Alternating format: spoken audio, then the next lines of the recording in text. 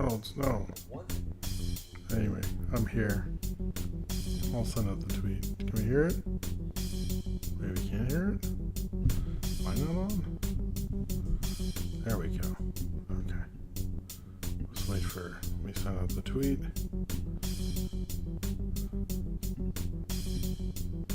I think the music stopped playing. Is it stopped playing? I think it did. Okay. Hello. How's it going, everybody? Sorry. This is... I guess it... Is it still going? It's hard to tell sometimes. Well, it's not playing at this point. Stop playing? I think it did. Okay. Hello. How's it going, everybody? Sorry. Oh, it did stop. Okay. Sorry. Okay. Here we go. Hello. Cornbread, Catbot, Austin, Nathaniel Foga, Jordan Salaflo, Super Dusky. Mic sounds off, maybe. No, I'm here. Ramsey the artist, Pup, Cornbread again, and yes, sorry about it's a bit of a rush. So we'll just switch to. Oh wait, let me hide the energy drink. Don't want to give it away. Hello, welcome to Movie Crap Live. Let's move this down a little bit. The church next to me is making a lot of noise. It's raining, so sound-wise, should be an interesting show. Hello, Purple Coop. I'm sorry you're very tired, Austin. I hope you make it as much as you can, but if you need to go to bed, the show will be there in the morning.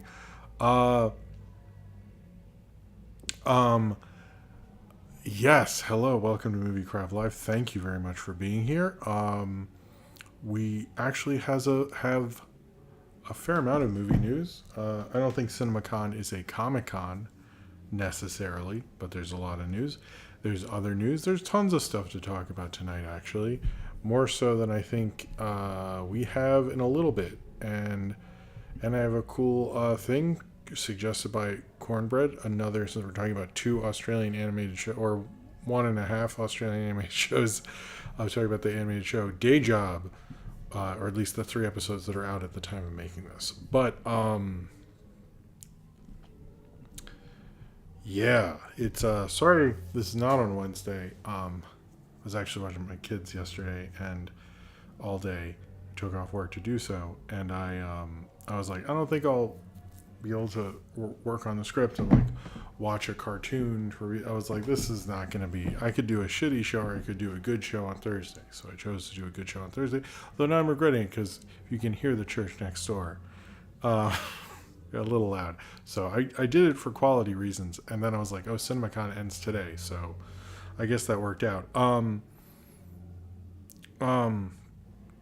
agree with you, Cornbread. They should release those trailers. Trying to think what else. But the X-Men episode 5, I'm kind of glad I didn't review it live because it would have just been me talking forever and trying not to spoil things.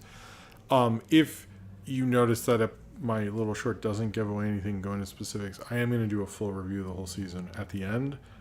And I think everything that happens in that could never be covered in that, which I say in the thing, but you could never really cover everything in that.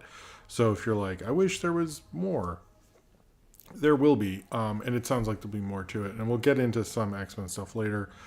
I'll try to be quick because there are a lot of things, and I think, I don't know if you come here to hear my why video things, what's going on behind the scenes or whatever. I just like to start off the show that way.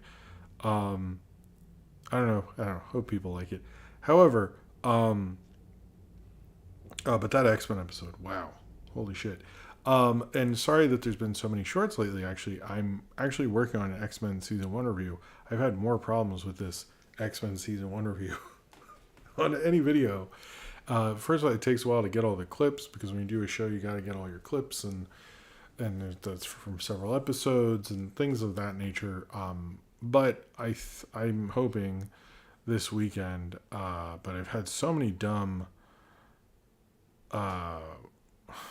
problems with that and like getting the clips I wanted in the right quality, and then it was like, well, can I just get the clips at all? It's like when you do a show, it's like sort of a bigger ordeal than a movie, because a movie you can just get the trailer and you don't want to give away too much, but a show you want to cross-reference things and such. Um, so yeah, I but yeah, I'm sort of working on that and Ghostbusters. I'm also sort of I might be. I'm seeing finally going to see um, Godzilla vs Kong with Sophie. Sorry, Austin's thing, and I think People's Joker and Hundreds of Beavers.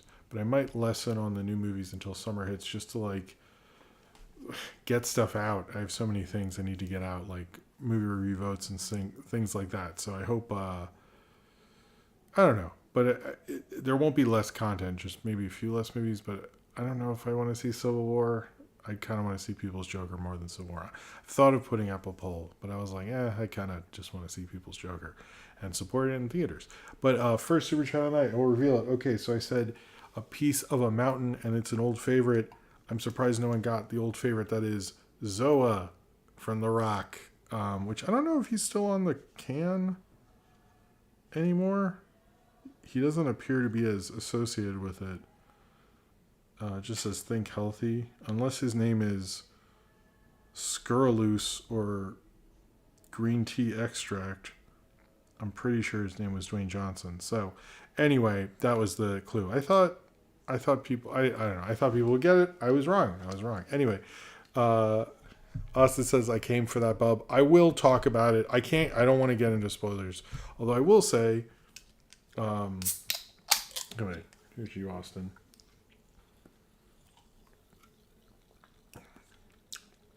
I just like this flavor. I'm gonna be honest. I like this flavor. That's why I keep getting it. So thank you, keeping me awake. Just because Zoya, because I thought The Rock owned it. I wish I bought more of the Black Adam ones when those are around. Oh my god. I will talk about that with Bo DeMeo and all that later in the show. But yeah, I'm trying to get X-Men and Ghostbusters out, and I still have Zone of Interest, and it's just I need to streamline things before the summer hits. And I got some cool stuff. Can you smell what the green extract is cooking? I like that. Yeah, I want to get ready. And I started working on a new type of thing. I finally got a lot of it done last night, so I feel creatively I don't feel unfulfilled or anything. I just getting it out is the issue. But things overall are good. And I hopefully to have at least if I could get either Ghostbusters or X-Men or both out this weekend, be good. It would be good, I think.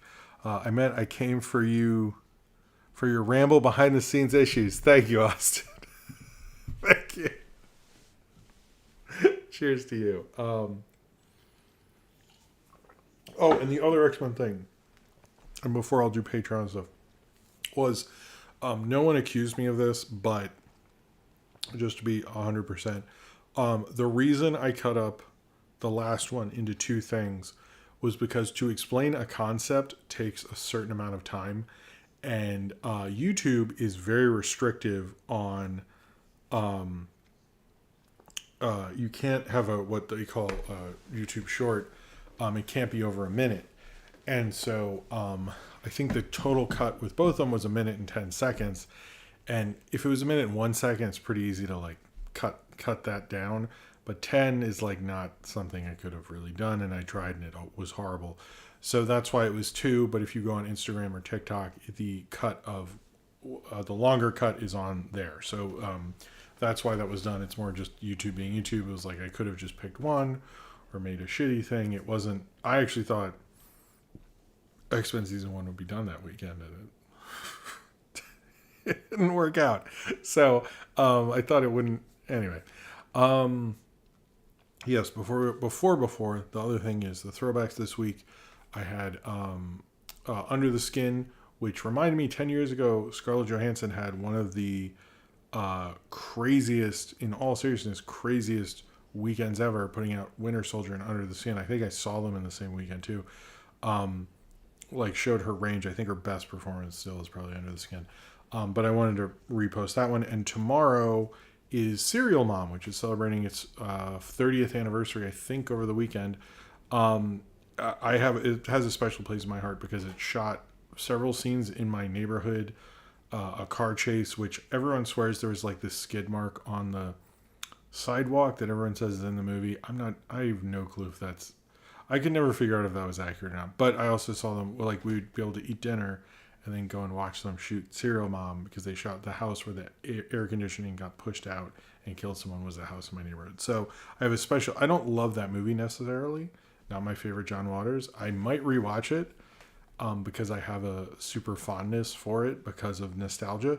But I didn't give it a favorable review, really. It's not, of the 90s stuff, of like the Hairspray to, I guess, Cecily Demented, maybe my least favorite. But I have a certain fondness for it. So anyway, it's having its 30th anniversary, so that'll be tomorrow. You should check that video, or you can now. It's up. I don't know why I give extra context throwbacks, but I do. Anyway,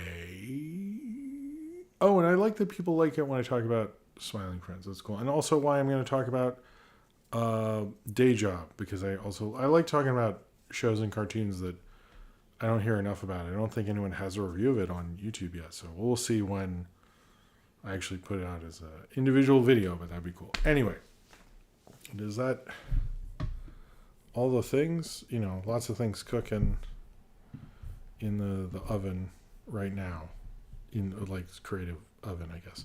All right, here we go. So this and everything I do is supported by you, the fans, and all for seriousness, either through Patreon or through super chats during the show, and I'll drink this beautiful, amazing, tasty energy drink. And it helps me be able to do all sorts of things, like help pay bills, support the show, get into film festivals, make flyers, make stickers, all sorts of things like that. And you yourself get more through the Patreon, more exclusive access. You get the postcard series, you get, and this has actually not been announced yet, but I'm going to do DVD giveaways because I've got rid of some DVDs, but I kept some that I'm actually going to test. So I don't want to announce which ones. Those will be announced on the Patreon. So if you are a patron, any number of patron, I'm going to do certain giveaways, certain tiers and stuff like that. But if you'd like to win some of my DVDs, and as I transfer some to digital, I might give away some of those as well. So there's probably going to be some cool DVD giveaways. Some that I actually made. These two are not. But yeah, I was like, these are just going to get thrown away or given away to some random ass person. I thought, like, let's give the fans some of this stuff. So I do not have a Knock Force DVD giveaway. That seems to be a question I was getting a lot this past week for reasons I will get into probably the first story. These are like actual movie DVDs, and if you are a patron, you can get those. It's kind of a cool idea I thought would be neat for everybody, and I think I think you, the patrons, deserve it if you are a patron who's watching this. But also, it really helps support the channel, helps support me, helps me continue to do this, like, in all seriousness. Like, I thank you very much if you are financially able to do so. I know it is tough out there. Hello, Taco Master, and Wandon Nettle. It's not the Dark City DVD. I'm keeping that one, baby. Maybe Gary's, though. That would be funny if I just wrote Gary's Dark City DVD. I'm tempted. Anyway, what was I going to say? Yes, if you're financially able to do so, but if not, just subscribing and liking this video also supports if you can't do that, or just watching this video. I thank you very much for doing so. It really, really, really, really helps. Yeah, I should do Shrek 2. I think I will do Shrek 2 when he's in theaters. Thank you for reminding me that Chan talks more movies. I should look that up and figure that out. Thank you. Anyway, where is I going with this? Also, the Discord has all sorts of amazing things, including is a great community. If you like everyone here in the chat, like everyone cool, like hello Medela Butterfly and Chan Talks More Movies, hello to you as well, and Zodberg, and I think I've said hello to everyone. You can hang out with this awesome community on the Discord. It's there 24 hours a day, 7 days a week. General is great. They have a daily question. I ask what you want me to talk about in movie crap tonight. Cornbread does thumbnail predictions, which if you're seeing this thumbnail when it's live, I'm actually going to change it a little. The Bluey's a little fuzzy. I might change it on Smiling Friends. So I'm actually not going to check this thumbnail until I fix my thumbnail right after the show.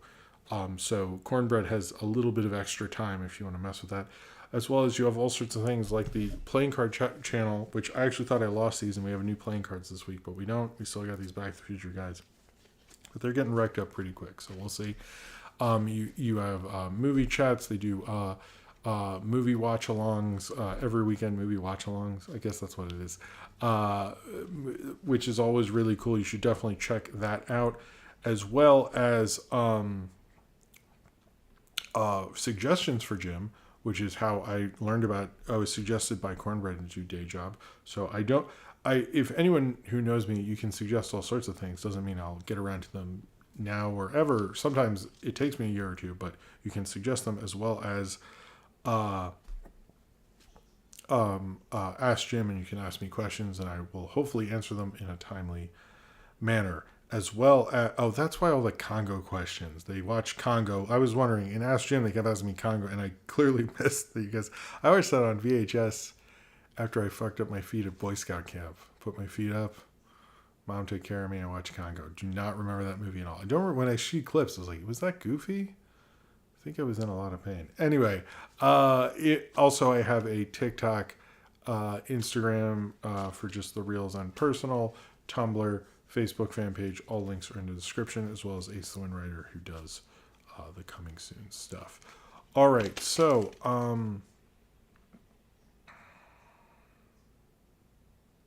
yes, so the Cartoon Network stairs.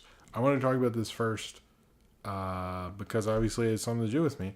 So the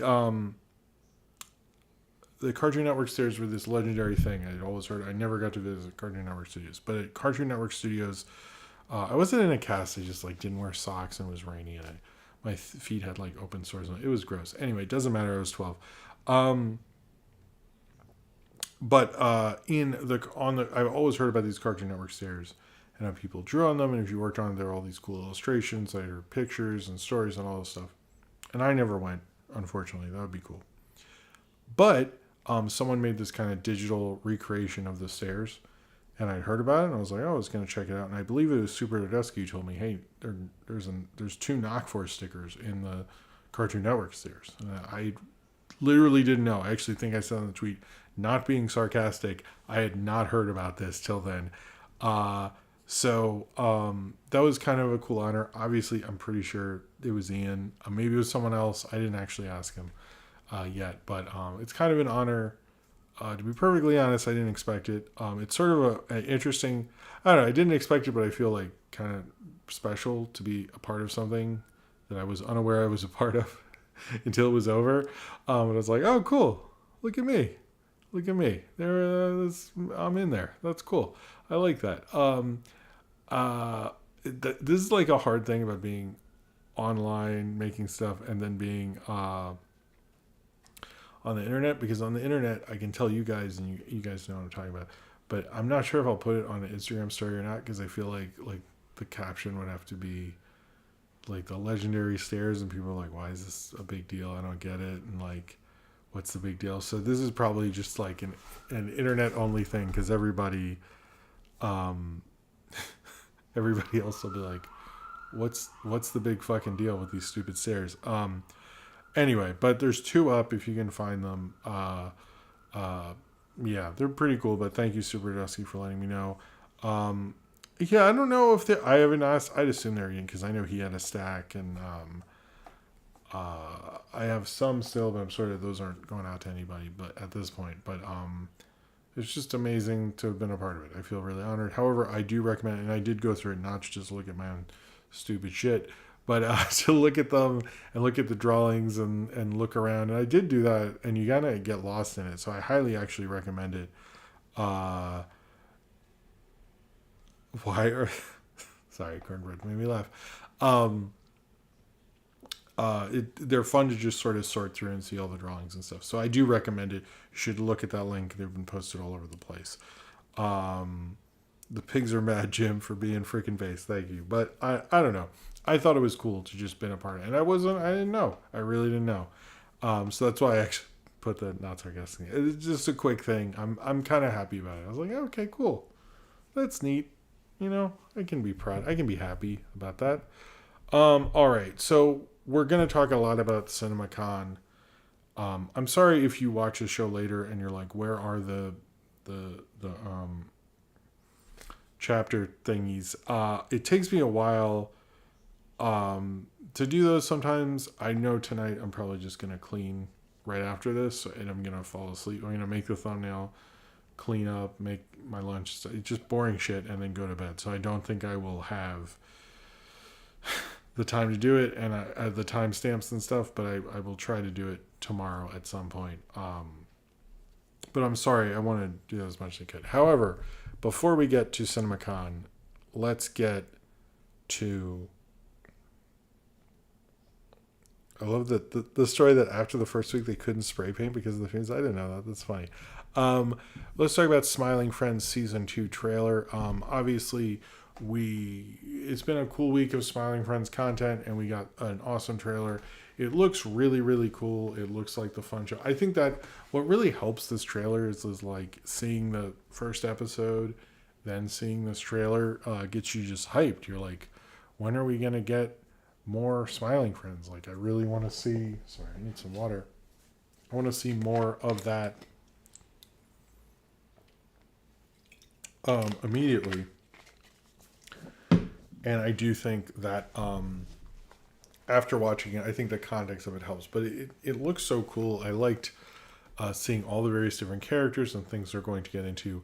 I'm hyped for the new season. I don't know if I'll make shorts or something like that, but it did like the of each episode. I'm definitely gonna do a season review, but I think the hype of it all is exciting. That's another show. It's like, why aren't people need to check this shit out? It's like kind of a cool thing. Hey, Gary's here. What's up, Gary?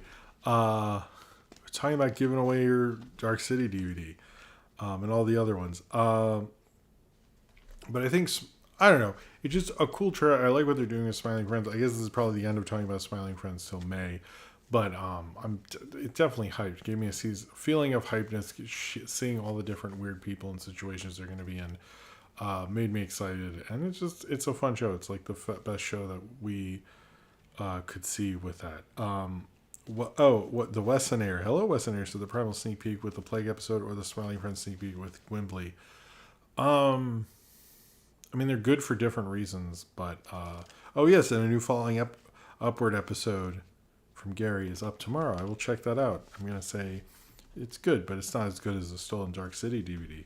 Maybe I won't do that, Gary, because you work hard on it. I don't want to be an asshole. I'll leave a nice comment. I'm sorry.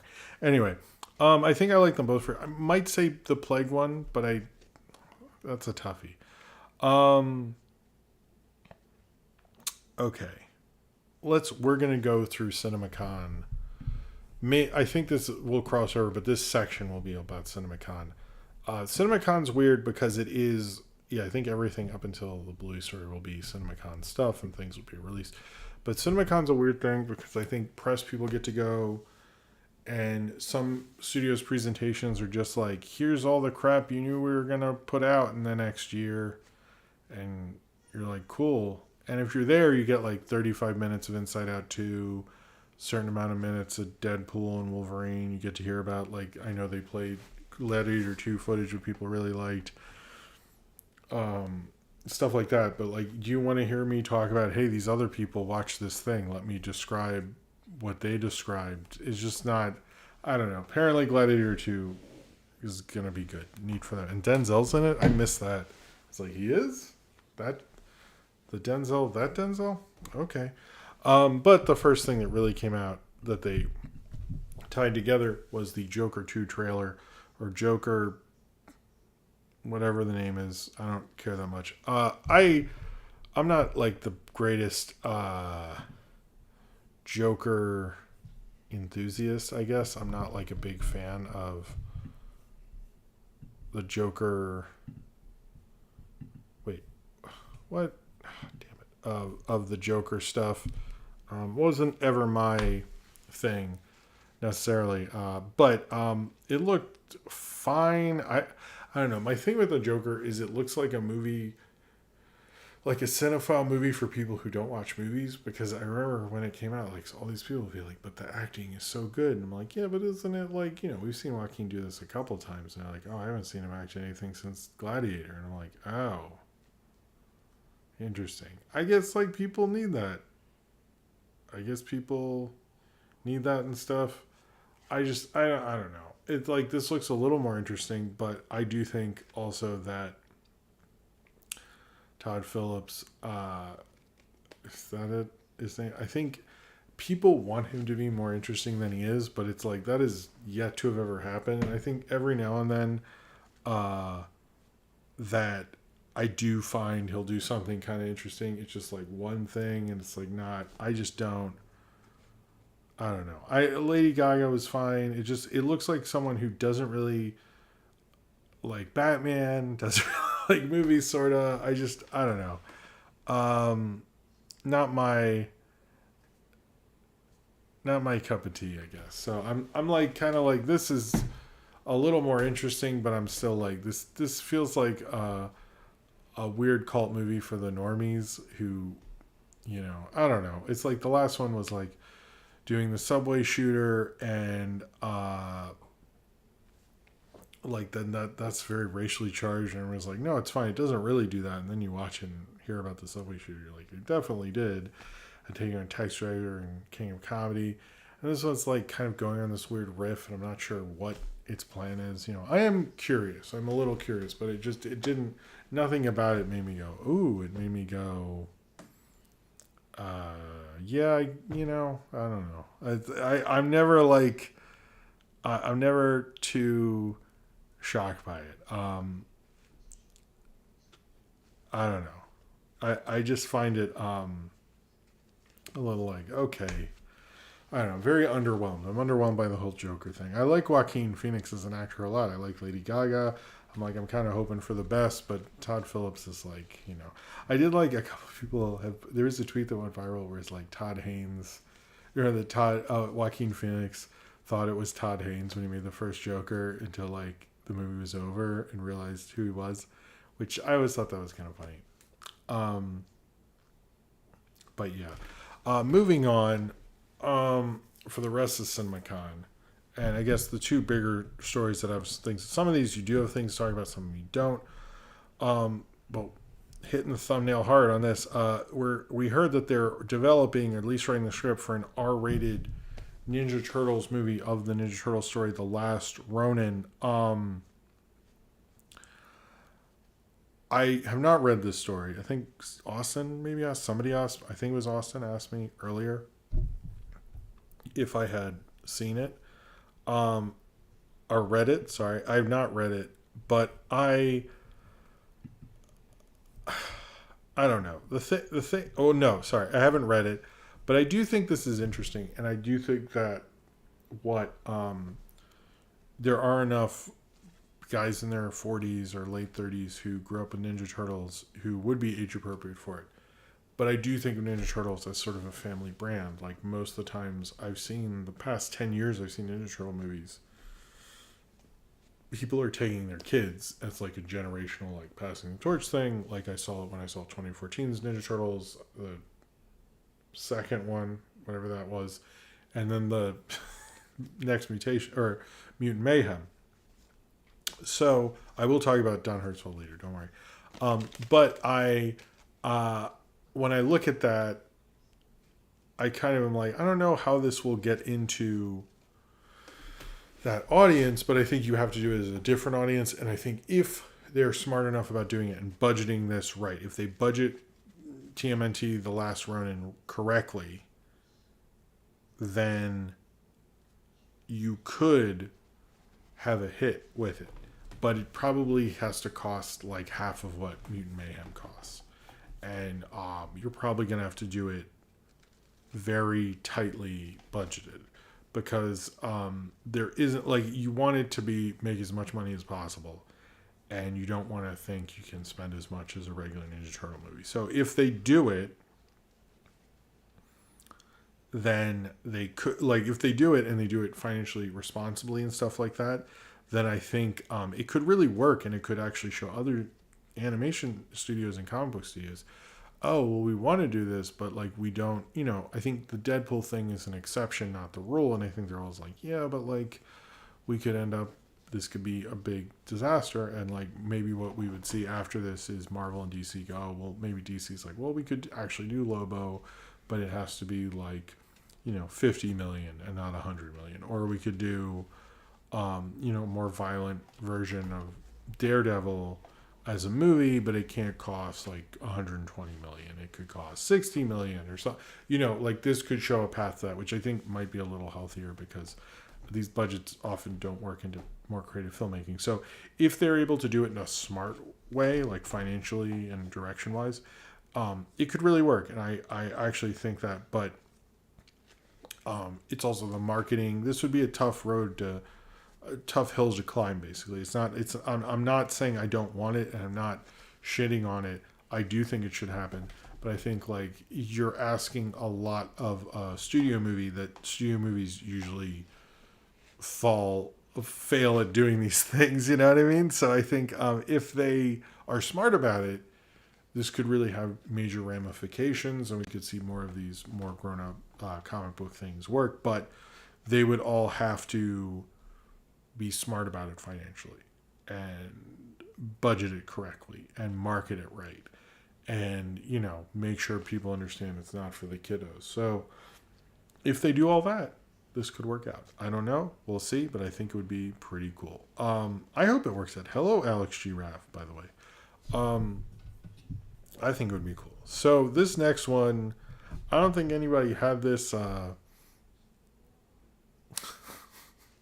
well, okay, I'll talk about two things. Damien Chazelle, who everyone says was in movie jail, I guess. It seems like that Paramount wants to keep him around and have signed his next movie, which takes place in a prison. That's literally all we know. I think it is a smart move because he's still an up-and-coming auteur. Paramount needs things like that, and I think it is a smart move to keep him around. I think was first man at Universal or something, and that didn't work out. So I hope it works out for him, but maybe don't spend $80 million next time. We also learned there's going to be a new installment of the Scary Movie franchise. We know they're planning on rebooting it. Doesn't seem like they have anyone cast or any ideas. I'm surprised it's taken them this long. It was such a big franchise for a while. You'd think they would consider to make more of these. But I think it could be a fun thing. But it's interesting, like what they will reference, what movies they'll reference.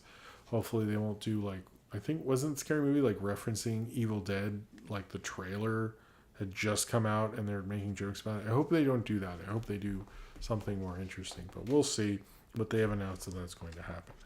However, the big thing is we learned that Trey Parker and Matt Stone are working on a musical co-produced by Kendrick Lamar. And also I heard from the guy who, what's his name? Who created Wonder Shows and is kind of more his thing, to be honest. Like he wrote the script, supposedly. What's his name? Vernon Chatman, also who is half black as well, who wrote it, who also did Wonder Shows and Xavier, Renegade Angel, The Shivering Truth, stuff like that. But he does write on South Park. So he's writing it. It's like his idea. But I don't know. This sounds like interesting. I thought Trey Parker or Matt Stone. I'm a little confused why Vernon. I thought Trey Parker, because there seemed to be a debate on like the creative elements of this. I thought Trey Parker and Matt Stone were directing it. That's my understanding. Unless I'm wrong. Someone in the chat, please correct me. However, and the voice of Tally, good for him. Apparently, what this movie depicts is it depicts the past and the present coming to an end when a young black man who is interning as a slave reenactor at a living history museum discovered that his white girlfriend's ancestors once owned his ancestors. That sounds interesting. And it's a musical, and apparently, because Kendrick Lamar made that video, I forget what it was, where the faces change and stuff. It's not on the Big Steppers album, but it was like a single to announce the Big Steppers album. He worked with the Trey Parker Matt Stone's like AI company, and they started a relationship after that. And so he's going to be involved creatively in this as well as them. That's a real interesting mix of people, and it's actually coming out on July 4th, which the last time they had a movie on July 4th was, or July 4th weekend at least, was South Park Bigger, Longer, and Uncut. So I'm really curious. I have not talked about this before. This is the first time. I just heard about this tonight. But I do feel like this is an interesting idea. I'm really curious to see a trailer and what this is. This is interesting. And I know they've talked about doing new movies for Paramount, and we get to see any of them, but the fact that they announced this at Cinemacon, they have a concept, Kendrick Lamar's involved, all these things, I'm really, really curious about this. I think the concept made people nervous. I could tell if it was just Trey Parker Matt Stone, but it sounds like a really cool idea. They're not directors. Okay. Okay, they're not directors. So who is directing? Is Ronin Chapman? Hold on. Let's look this up, because I noticed the reporting changed, and it's like confusing. Hold on. Trey Parker News. Okay, we're just going to look this up. Trey Parker Combining Forces, rapper Kendrick Lamar. I want to say this right. I don't want people... Okay, they're excited to announce... Yeah. The scripts is for Vernon Chapman, Trey Parker, and Lamar's. Oh, it is not a musical. Why did they say it was a musical before? Wow, they're like fucking this up. So, is there a... Even this article, like, it seemed like they were really pushing that they're directing it, but I can't see a Hollywood Reporter article. There's no... Sorry, this is maybe boring, like, watching me go through it. Okay, I don't know how you heard about it. Austin's got the inside track maybe. But yeah, they have a July 2025 or July 4th, 2025 release, but there isn't... I don't see a director involved. Maybe I'm wrong about this. It was written by Vernon Chapman. I thought it's shooting soon. Huh, interesting.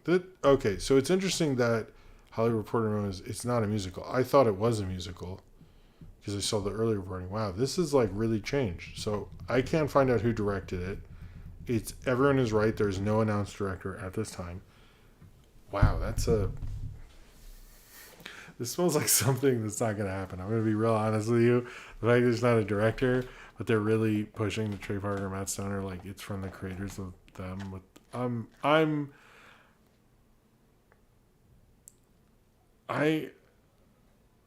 don't know about this. I'm like a little like this. The way this is announced sounds like it's like a half-baked idea that the studio was like, can we just announce it? And like, no, it's not really ready. Maybe we shouldn't.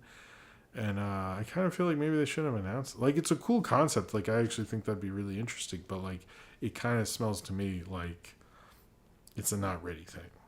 That's what I think. So, I mean, you know, they can have a movie. I have no problem with that. But, you know, it's yeah, I'm glad I didn't make a thumbnail, too. I thought about it. But you know what? I'm glad I was called out and I looked it up and I clarified it, because I would have probably kept tweeting like, can't wait till they direct their new musical, and I'd be like fucking wrong about that. As far as Paramount, a lot of this Paramount, because they were a little better at announcing new things. The other studios were like, look, it's the 5 things you thought we would make. And you're like, okay. You know, that in 2025 they are going to have a Naked Gun movie, as well as a new Star Trek movie that's a prequel. But I don't want to go through another article, to be honest with you, but I will look at that later. So thank you. Sorry, where was I? But we learned there's a Star Trek prequel, which would be a prequel before in the timeline of Chris Pine, setting up how that all happened, as well as Naked Gun. But then we also learned there's going to be a Transformers G.I. Joe crossover, which everyone was shocked by, except if you saw Transformers Rise of the Beast, that was like implied at the end of it. So whatever. I'm actually like, I like 80s G.I. Joe. I don't think cinematically, other than the second one of the live action ones was actually decent, but I feel like nobody checked out. Like, you had Snake Eyes and was it Storm Shadow or whatever, the Cobra Snake Eyes. like fight on a mountain with like bungee. That was awesome. Like, what's everyone's fucking deal? Like, I don't think I don't know. I think people forgot how cool the G.I. Joe 80s show was, and I feel like they didn't do a great job in making it. But I'm a little interested in the Transformers G.I. Joe crossover. That's kind of more like if they get a good director. They also announced Edgar Wright's next film, The Running Man, with Glenn Powell. Everyone's making a big deal. Like, this shows where Glenn Powell is in his career, that he's getting picked for an Edgar Wright movie, and like they picked him over Chris Evans and Hemsworth and Ryan Gosling. And I'm like, guys, he was the cheapest one. Like, let's calm it down. Like, everyone's like, Edgar Wright picked him. I'm like, I'm sure Edgar Wright picked him over Ryan Gosling. Like, are you kidding me? Like, Ryan Gosling just prints fucking money. Like, are you kidding me? Like, this was one there I was like, look, I'm happy for him too. I think he's a cool actor and stuff. Like, he's like the only part of the Twisters trailer I think is interesting. But like, I do not get why everyone's like, oh man, look at him. I'm like, I mean, I don't know. It's like, good for him, but it sounds like you know, he was like the fourth in line, and his agents are like, no, but like he got picked though, and I'm like, I don't know, you know, I know Edgar Wright's cool, but it's I think the studio would have gone with Ryan Gosling. It's like Chris Evans, you know, he's never been a star, but I feel like Hemsworth and Gosling I don't know. I'm not trying to be an asshole. I like him, but whatever. It is the second version of Running Man. I've actually not seen the Schwarzenegger one, so if this ever comes out, I will do that one, but good luck to Edgar Wright. It's the second version of it. As well as we learned that in 2025, we're going to get the SpongeBob movie, SpongeBob Search for the SquarePants, which sounds pretty cool, as well as in October 10th, 2025, Aang the Last Airbender. Oh, with Dave Bautista. Everyone's like, they couldn't call it Avatar or whatever because people would get confused. James Cameron Avatar. Who cares? Why not, guys? Why not? Let's just take that money. Even if you confuse a small percentage of people, that's $100 million. I understand. James Cameron needs to get off his fucking high horse. They ain't bending no airs in those movies.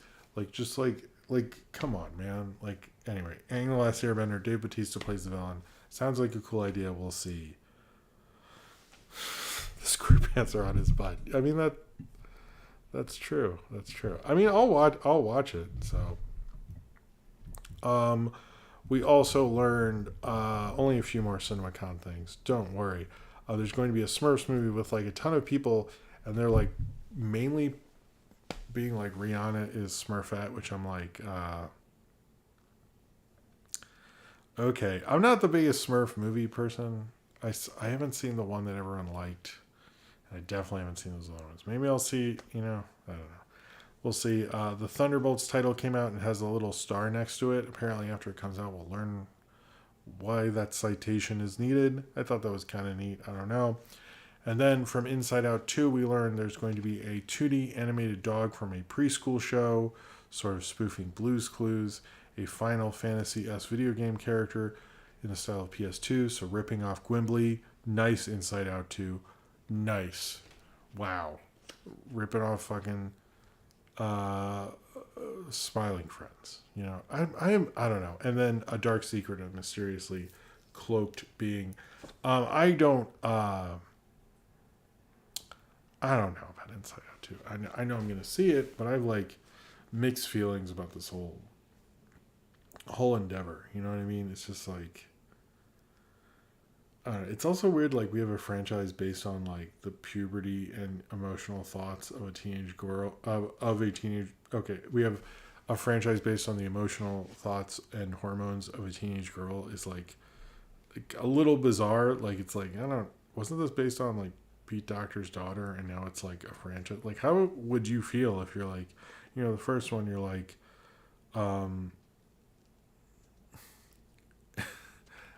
you know, you're like, oh, Dad, you know, you're understanding me or whatever, if she like that. But the second one, it's like, now you're just like mining me for fucking profits. Like, I don't know. It just seems like a real weird idea for a friend. I mean, I think Pete Docter's really interesting, but this isn't directed by him. I'm like, I don't know. My kids actually call that movie Headquarters. So, here we go. Nathaniel Foga said, glad they're keeping the trend of Smurf movies being headlined by popular music artists, Holly musical artists consistent. Okay, I don't know. Was it Katy Perry? Was it once? And who was it before Katy Perry? What is the Smurfette lineage?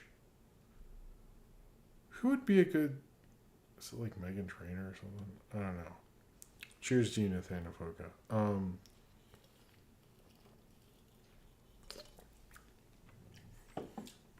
Would Taylor Swift be a good Smurfette? Who would be a good Smurfette? Dolly Parton. Just get Dolly Parton. What's she doing? A lot of things, actually. Never mind. Oh, Demi Lovato was one? See, I don't know. I did want to see the all animated one, and I think that was when Sophie was born, and I just sort of like, I had a bootleg of it for a long time, and then I just didn't watch it. So, wow. Cornbread. This is some hardcore shit with the he said, any personal ideas will be ripped from you, stripped of personal connection, and mined for profit. Whoa. I mean, he's not wrong. I don't know. Anyway, that's it for Cinemacon, sort of, for the most part. We're going to talk about other things. Some of these, well, okay, no, hold on. The one, okay, this is a Cinemacon thing, I'm fairly certain. Or two Cinemacon things, actually. Never mind. Cinemacon's still on, guys. Don't worry. And a funny thing that I wanted to mention. Smile 2, we learned the concept follows a pop star and how the curse spreads to her fans. I actually did see Smile. I should have reviewed it. I liked it quite a bit, actually. But the idea that the Smile curse, like, I thought there was one part in that. Anyway, it would spoil stuff. But the idea that like you have this like evil curse and you're spreading it onto your fans is like a cool idea. Especially with the, isn't it the new M. Night movie with Josh Hartnett is about a serial killer who takes his daughter to a concert and realizes the concert's a setup to catch him. It seems like we're getting into the spooky concert stuff now that people are back to concerts. We also learned that The Crow has moved from June 7th to August 23rd. Giving it the City of Angels treatment. I believe that came out around Labor Day. I think that is the smartest move I could think of because here's the thing. I think regardless of if this movie's good or not, I don't think it will be. But June 7th is like a real hard thing for a movie like that. However, I think that in the end of August, there's less competition. It could be a bigger deal. You can actually get more coverage. I think this is... So one of the things I actually hate about modern movie and entertainment is like something like Carol and the End of the World. Like I would have finished that show in time, but like it took me forever and it's like Christmas. There's already like so many personal things going on and like movies going on and stuff. And I do feel like if you get released at like one of these times where there's like a million things hitting you at once, you might even be into a show, but you forget about it. And there's like too many, there's just too much stuff. And I think this could actually work out for The Crow because, like, if you come out at the end of August, people will go, oh, I'll, like, a magazine will be like, I'll review all the Crow movies and we'll put all this work into it because that's all we have right now. Whereas on June 7th, you're competing with, Inside Out 2 and this and that. And it's just like, it's not a good look. So I sort of think it's a smart financial decision. Everyone's like, oh, they moved it to a death slot. I'm like, it could actually make more in August 23rd. I don't think it'll be good, but I think it's a smarter move. All right. Is there... Okay, so Bluey. So I'm sorry if I was actually clickbaity for once. I know I'm like not good at that. That's why I'm so successful. It's the most successful person. Yeah, not successful on YouTube. But the is Bluey over thing, is Bluey going to end thing. Here's what I'm gonna say. I think there's too much money in Bluey to end Bluey at this point. But there's been a lot of articles on Bluey, and I've heard from parents, and if I don't think anyone who's told me this is a parent is watching, but if they are, it is not directly about you because like 5 different parents have told me this. And it's a real thing. It's a real, like I read it, both the articles, there's a Forbes article and there was a Deadline article with the creator of Bluey. And in both articles, they have at least a line or a major section that's like, well, until Bluey ends. And it's like, why are you bringing that up? Like, that just seems like odd. Like, they bring up pretty heavily, like, Bluey could just end, like, any day now. Like, this guy's like fucking Bill Watterson or something. But I don't think that, I think there's way too much money in the show. that like if the creator bounced, I think the company would find a way to keep it going. Like I don't think it's ending anytime soon. Um, but it's a weird thing that's going around with it where like it is mentioned in interviews and articles with the creator, and I'm like, what's going on? Like what is that about ultimately? Anyway, but what we're getting, the Deadline one was a little better. The Forbes one was also good, but I think the Deadline was a little more straightforward. That this half-hour episode that's going to come out on Sunday is going to sort of be a test run because they sort of want to do longer stuff and eventually potentially make a Bluey movie and things of that nature. It seems like I think maybe the creator said I could just end it sometime, maybe somewhere, but I've never found a quote from him directly. But they're kind of suggesting like this could show how they could push the show going forward in bigger, different directions. But it is interesting what Sunday is going to bring because they are going to start airing them on ABC, which is an Australian channel, and America at the same time because I guess they're worried about bootlegs and leaks and things of that nature. Supposedly, I heard they brought Horsey Ride back, like the poop thing is in it. I haven't rewatched that one to check. I read today, but it is interesting how big Bluey is. The other interesting thing from the Forbes article was that Disney did not aggressively really pursue buying everything from Bluey, like theme park rights and buying Bluey outright when they started the streaming deal. And so that's why BBC and Ludo, the animation companies, have made so much money. Disney apparently does get some piece of merch, but I don't think it's a lot. But it was interesting, like one of the few shows that the streaming service doesn't actually outright own or majorly own or own a piece of, which is pretty crazy. Like I think like I know like animation creators, that's not something you can get away with. And Bluey has. And supposedly I think it was in the Deadline article, they evaluated Bluey and Ludo at about $2 billion based on merch and stuff like that. So we could, if there was a sale, it would be intense and huge, and like people go, holy crap. I don't think they would, and I think in the long run, you can do a lot more if you have the rights. Like look at like Mystery Science Theater, they never let Comedy Central have the rights. So they're able to do Sci-Fi Channel, they're able to do Netflix, they're able to go independent. There are pluses to being independent. There are a lot of pluses. But having $2 billion is really nice too. So I don't know. But it is interesting. I didn't know Disney would do that because they used to just buy up other company shows just to shut them up. And I'm a little surprised at what has happened with Bluey. Now, most of these shows, like I used to see them on at like 5 a.m. or something. We're not like amazing or anything, but Bluey has obviously gone in. And that they wouldn't let them like redo the voices as American, which is cool because look at the difference between Peppa Pig on Comedy Central. No, Peppa Pig on Comedy Central. Peppa Pig on Cartoon Network versus Nickelodeon.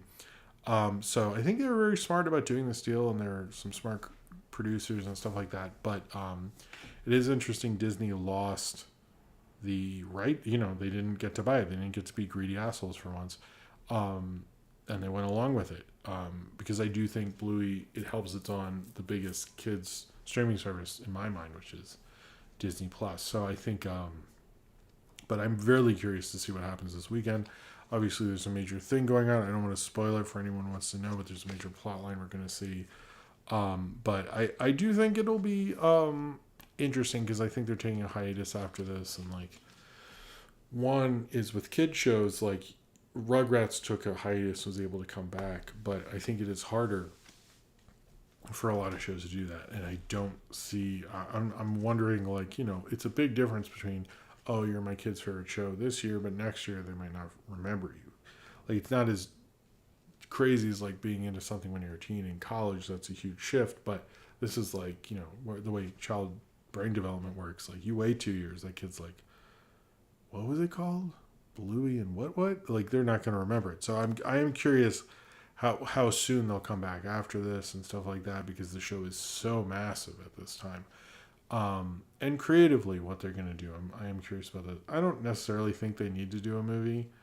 I think there's too much of an emphasis on that from animated shows when, like, if we're being real, like, didn't Beavis and Butthead Do America was like the best cartoon turned into movie thing there ever has been. So like I feel like everyone who does it does some dumb variation on it. If Bluey has like a better idea, go forth. But it seems like this is going to be quite the event. So I would say expect people to be posting stuff about this on Sunday. So Margot Robbie, it was announced, is going to be doing a Monopoly movie, which everyone was joking, like now she does control the railways and the flow of commerce. It's also weird that she has a monopoly on sort of toy stuff because, she's making all these deals with like The Sims and this, which I think is smart. She made I think she and Happy Chat made like over $50 million off Barbie, and they did that well. I don't know if everything can be like Barbie. It's like the Lego movie Rush, and then we got 3 of those Lego movies, and like by the time we got Lego Movie 2, it was all burnt out. So I'm curious how they're gonna be able to do that. Like it just seems like, I don't know. I think they're okay. Well, there are other good ones. South Park is true. There are other good ones, but I just don't. Anyway, apologies on that one. I didn't see the Bob's Burgers movie, to be fair, but I do think. I don't know. I did find in one of the articles for Variety about Monopoly said the Monopoly game has 99% global awareness. So who the fuck are these 1% of people who don't know what Monopoly is? Does anyone in the chat not know what Monopoly is? Like, I'm really curious. Like, 99% global awareness? That's like a lot of people. That's like if you took the world and like, what would be 1% of the world? Is that like, it's a lot. Anyway, it doesn't seem like they have a great idea. They're just like kind of buying up things because they know people go, from the Barbie movie and stuff, and but I don't know. It'd be interesting to see who's involved and like if they have a concept and stuff like that. But it doesn't bring up as much confidence, you know what I mean? Like Barbie is like, okay, yeah, that would do well, but like Monopoly, like I don't know, like Clue, like some of these I'm like, did you think about like how this would actually work? Because I don't like, am I gonna see the guy with the fucking monocle or some shit? Like I don't understand. Like I don't know. I'm also not a big Monopoly person. I used to like Monopoly Junior though as a kid. So we have an update on one of the Oswald horror movies with Ernie Hudson. Starring as kind of the creator of Oswald, but he's not playing Byworks, he's playing this other guy. When he was cast in, I will review the Oswald horror movies. I sort of regret not doing Blood and Honey, but it's like too late now. I missed my window. I will do the Oswald horror movies when they come out. This sounds interesting. You know what? Let me look up. Why am I getting my phone? Sorry. Let's do a field trip. Hold on. Ernie Hudson. He does look good. He looks better than me. Ernie Hudson starring Oswald Down the Rabbit Hole. Okay. He will play Oswald Jebediah Coleman, a brilliant animator who is cast away to a bone-chilling magical prison. After 100 years being trapped there, Oswald's come-to-life cartoon rabbit is menacing, gruesome, and out for blood. Sounds like a cool movie. Anyway, I don't know. I'm a little confused. Like, is he playing Iworks, I guess, indirectly? Just weird. Yeah, me Googling stuff. Later you'll be like, what kind of bag should I get for my litter? Oh, I don't know. Is that going to hold up well? I don't know. I'm into this. I wouldn't mind if it was just Iworks' revenge and he like tries to kill Bob Iger. Oh man, that just sounds too good. That sounds too good to be true. You get Giovanni Ribisi to be Iworks. I'm digging it. It's like that would be awesome. But I hope this turns out to be good. I think you could do a lot of fun with it. But I also I wouldn't mind like some new Oswald cartoons. Like we don't have to have the stabby horror thing all the time. Like we could just have like a good Oswald short. Could do that. That'd be neat. I don't know. We learned that George Lucas is going to be getting actually, these two are sort of related, these next two stories. But we get George Lucas is announced as getting an honorary Palme d'Or My one thing with this, and I don't love it when people do this, but it's like they're always like, because he made THX 113 and that played here. I'm like, really? You're giving it to him for THX 1138? That's the Cannes Film Festival. It's not because of It's like they bring. I noticed in some of the things they bring up American Graffiti and THX 113. I'm like, just like not to be that guy, but like, come on. Like, it's Star Wars. Like, we know it's for Star Wars. Like, it's like the whole industry changed. Like, I don't get it. Like, you're like, what are you doing? Like, what are we gonna like? I'm sure it did, but like, you're giving it to him for Star Wars. Like, let's just like admit it. Give it for Star Wars. Give him the credit for funding those Kurosawas and getting studios to fund Kurosawas, and helping the legacy of Kurosawa. Like, give him 100%. He deserves a lot of respect for that and a lot of the innovations and starting Pixar and all that stuff. But like, or funding Pixar. Let's say he didn't start Pixar, but I think like acting like it's because he's an experimental filmmaker. I'm like, bull fucking shit. Are you kidding me? I don't hear Jodorowsky and Robert Downey Sr. showing up for honorary Palme d'Ors currently. Like, what the fuck is this shit? Like, I just don't like. Come on, guys. Come on. Anyway, the other one is Nia DaCosta and hello, Optimus Rupchom. Good morning to you too. So I think this one's interesting, but I'll announce my problem was it said Nia DaCosta, director of Candyman. And I was like, she just directed The Marvels, which I know didn't do great, but was a big kind of studio movie. I understand because it's a horror thing. But 28 years later is interesting because she's not directing the first one of this trilogy. She's directing the second one, and Danny Boyle wanted to sort of have the second director and the first director sort of be creatively involved. And like, it sounded like they actually want to build this trilogy correctly. And I was like, I think that's actually pretty cool for her to, I don't know if she's going to do like 2 and 3, but it seems like she's at least doing 2 and going to work with Danny Boyle and stuff. I think after like, when you look at the, not to bring up Star Wars again, but the Star Wars sequel trilogy, it did seem like there really wasn't a lot of talk and let people go off. And I don't think that works as well as like, when like you had Lucas there and he's doing everything creatively, I think it worked a lot better. It is interesting how they're building it, but it was odd to me that it was like, we can just say she's Nia DaCosta or director of the Marvels. Like, the Candyman didn't get, it's interesting with her, I think, because she had such a rough time with the Marvels. I know people are nice to the Candyman, but I did not hear good things about the movie until like this week. So it was interesting. I'm not saying people being performative, I'm just saying it's like, where do these people come from? I don't know. So if you saw the 5th episode of X-Men, hold on.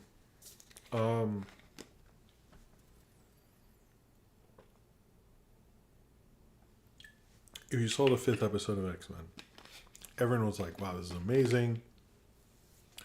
This is probably one of the best X-Men stories ever. It's so well animated. But I think a lot of people are like, man, this Bo DeMeo guy is pretty good.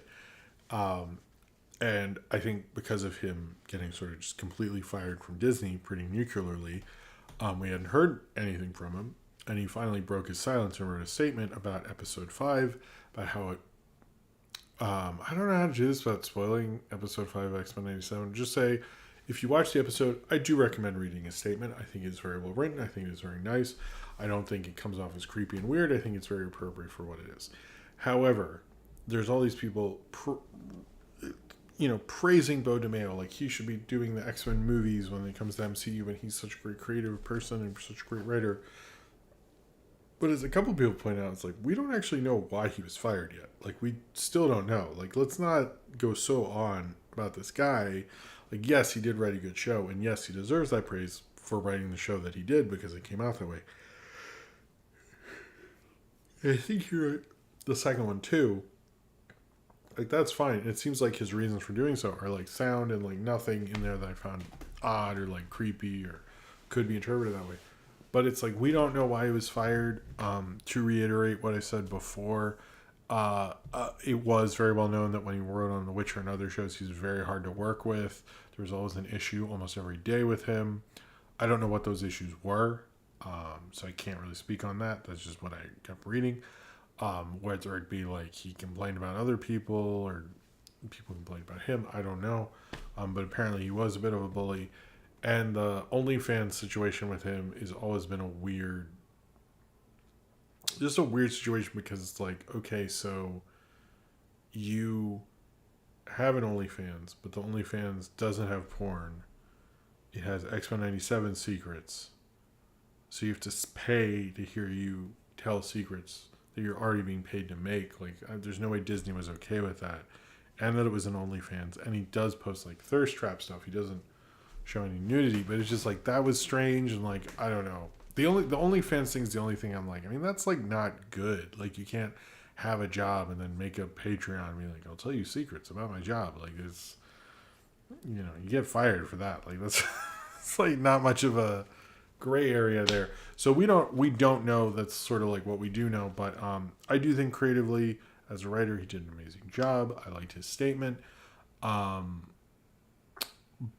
I would not be surprised in the next week when he's getting all this praise and someone doesn't come out and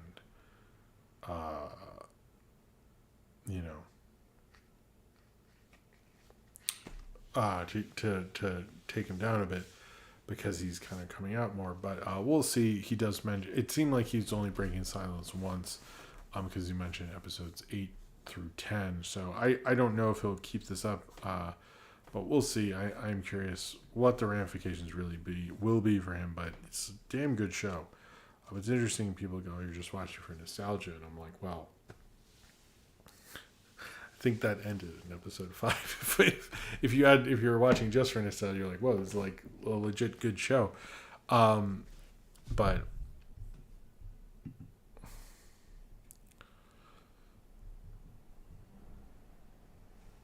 you can tell people to what?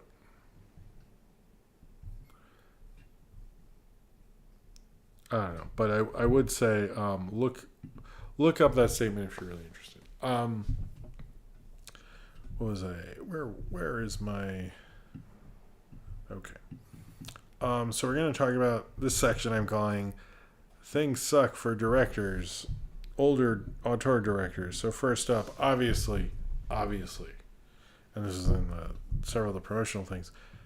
John Waters needs money for Liarmouth. Whoever made Variety, whoever made the URL for this John Waters story, it goes, John Waters dash hag in a black leather jacket / Roman candle / Liarmouth. Nobody, like, only I have seen those movies. Like, anyway, I think it's because he played his shorts, which I reviewed. I think I'm the only one who has a review of it. He played the shorts again. He plays them at every exhibit he has, but he played them, so I guess it sort of makes sense. But he talks about how he's written the script for Liarmouth and he's waiting on money, but he's written other things, including about 4 different Hairspray sequels, a Christmas comedy called Fruitcake, and which has gone through a couple versions. That still might happen in Liarmouth based on his novel. We'll see what happens. I kind of hope Liarmouth happens, but it's kind of sad that he's been writing so many scripts and like nothing's happened. Like everyone's like, where's John Waters? But John Waters was here the whole time and he can't get a fucking movie made. And like, I don't know, to me, like when Netflix and all those things were trying to use cult stuff to get audiences over there, it feels like maybe they should have come to him then. I don't know why that didn't work out, unfortunately, but it's very disappointing.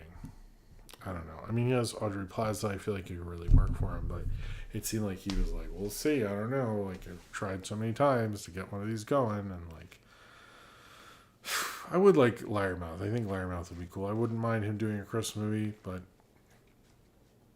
I don't know. People need to like show up for this stuff. You know what I mean? All right. So the next one is a David Lynch animated thing that Netflix rejected called Snoot World, which was co-written by Carolyn Thompson. It sounded really interesting and odd. And apparently David Lynch's daughter was at one point involved. I do find it to be really interesting. I'm going to have to take some of this because my energy is dipping a little. Apologies. I know I'm supposed to wait, but I needed to focus a little. It sounded like a cool idea and a cool movie, but I'm disappointed that Netflix passed on a cool stop motion animated thing from David Lynch. Like, why would you not do that? I just don't understand. Like, what? I don't know. Just disappointing. And Coppola, Francis Ford Coppola, we keep hearing about Megalopolis and how apparently like they couldn't just sell this on like nudity and drugs and stuff like that. And they kept saying like, I'm sure like much like Blade Runner and a lot of cult sci-fi films, it'll eventually make money, but it won't make it right away. And how it would cost, it costs $100 million, but you have to market it for $100 million.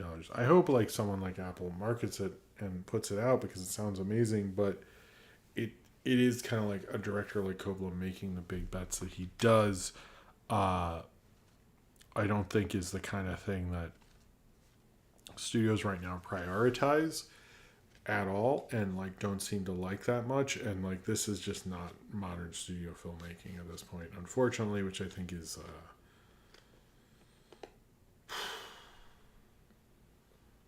disappointing. I just find it disappointing. The whole thing is disappointing. I hope it gets released though. I hope somehow.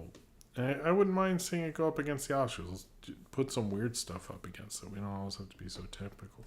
But I have heard all sorts of studios possibly, but no one's actually done it, and it's just disappointing.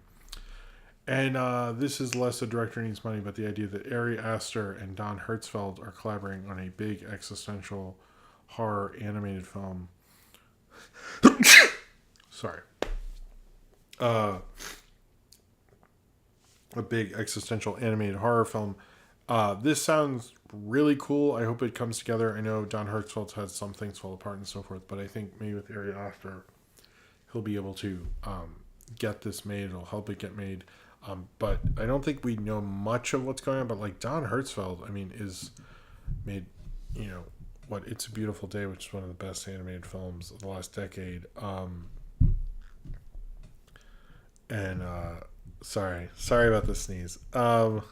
I'm waking everybody up. I'm trying to make everyone up. Thank you, Cornbread. We'll see. I mean, I know Ari Aster's in production, but that Ari Aster actually likes experimental animation, which I think helps because, I don't know. We'll see, but I do think with kind of someone spearheading it, much like how Tim Burton did with Henry Selick, I think we could see some really cool stuff with that. I don't know. I'm excited to see what happens with this one. I think it could be really amazing.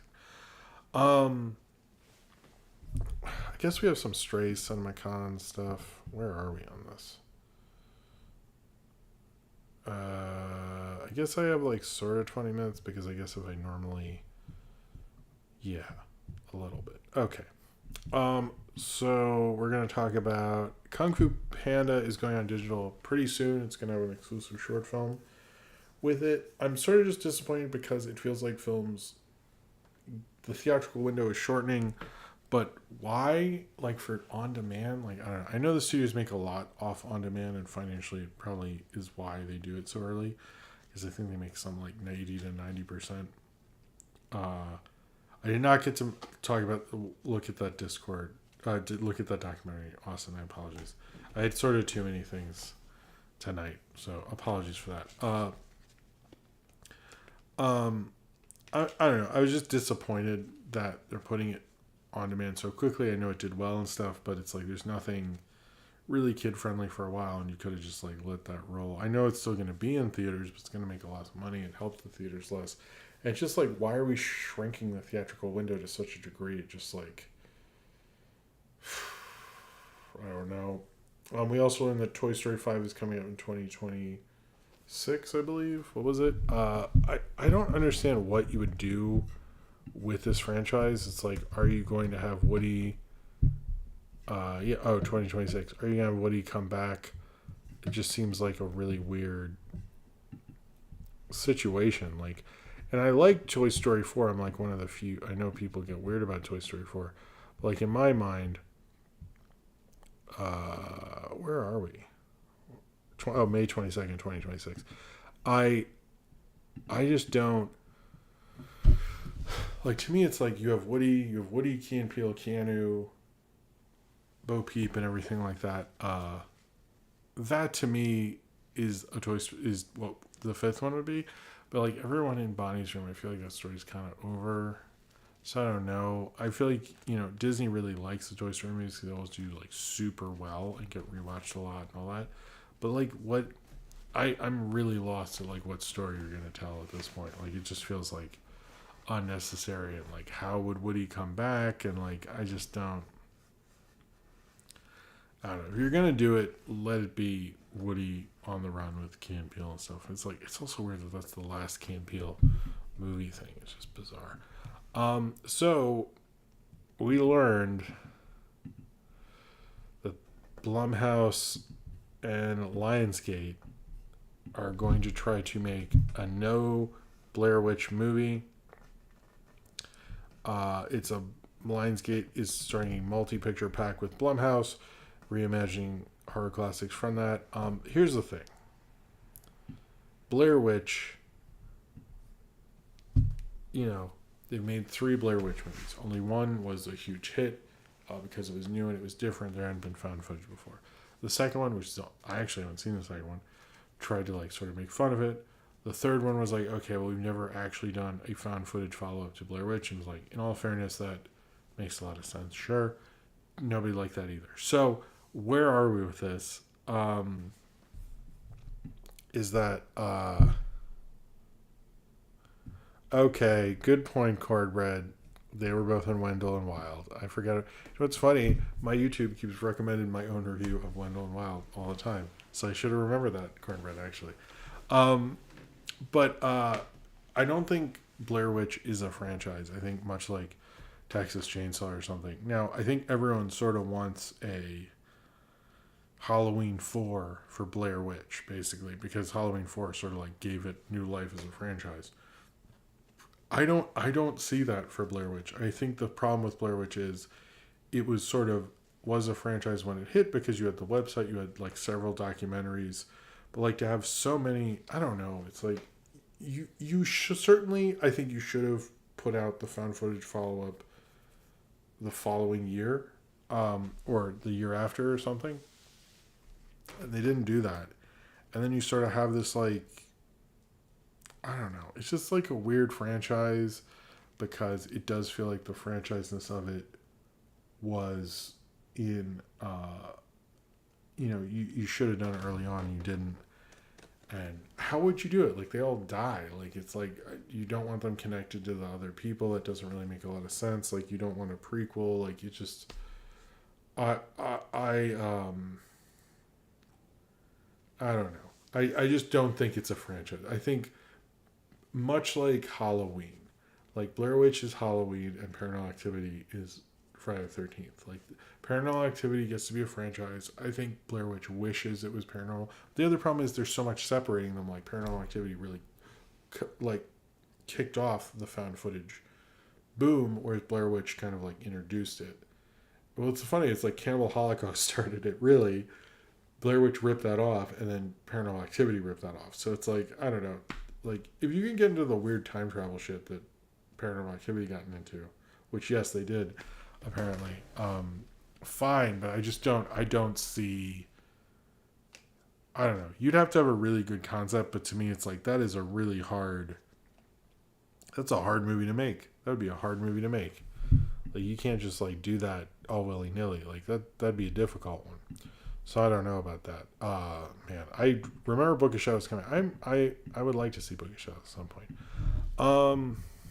Okay. So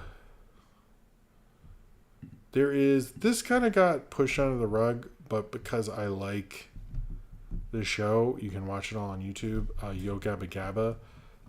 They announced Apple TV unveils the first look at the new show, which is Yo Gabba Gabba Land. Which is going to feature all the classic characters like Muno and all the original people.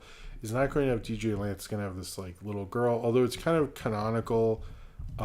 If you want to like go toe to toe with me on Yo Gabba Gabba shit, like DJ Lance does have like a family, like they talk about them several times. So like having like a little girl be the DJ Lance thing is actually totally in canon. Also, like, you're a sexist, racist, get fucked. But it's totally, it's totally, sorry, it's totally okay. I really like Yo Gabba Gabba. I show it to my kids. It's like a fun way to, like, if they're stuck inside all day, to have them like dance around, and like it is a great kid show. But oh, good night, Austin. I will answer your, don't worry, we'll do your question. But thank you for being here as long as you had. Yo Gabba Gabba was on Nickelodeon. I think they might have been able to retain the rights because all the episodes of the classic episodes are all on YouTube, and this had been announced for a while. But I'm fine with like a different person. I sort of am like, if she's a DJ, and I do like DJ. I will admit I like DJ Lance. I'll say that right now. But we'll see. I know Reggie Watts is going to be on it, as well as Lauren Lemkus and Gillian Jacobs are all going to appear at some point, as well as Diplo and Flea. I mean, doesn't Flea show up in a lot of stuff? But I don't know. I will be curious to see this, but I think Yo Gabba Gabba was a great show. I mean, I even feel like Sesame Street tried to be very influenced by it. So I learned. Let's just break down some trailers and but before that, this kind of made me roll my eyes. But there's going to be a Night of the Hunter remake from C. Robert Cargill. I know is involved. Supposedly the book of Night of the Hunter, or the story, or whatever it is a lot darker than the movie. The thing is, like, the movie is a real classic with Robert Mitchum and directed by Charles Lawton, one of the few films he directed. I think the only film he directed. I wouldn't fuck with that. Like, just because it's darker, I don't know. However, like, I watched the first Ripley before I did the show Ripley, and I was very much like not into the idea of that, and I really liked the one episode I've seen. So if they can do something interesting with it, but I am also a little like Night of the Hunter is like kind of high up there. Like, you know, someone's like, what if we made a show of, you know, a minor character from Citizen Kane? I would be like, get fucked. But so I'm a little like more in the get fucked category of doing a Night of the Hunter different thing and more direct thing. At least it's already a different adaptation, but to me it's like, that's a pretty like big movie. Like, it's pretty, you should see Night of the Hunter if you haven't. It's amazing. But I think that's a mistake. All right, so a few things with trailers. We got the Fly Me to the Moon trailer with Channing Tatum and Scarlett Johansson. With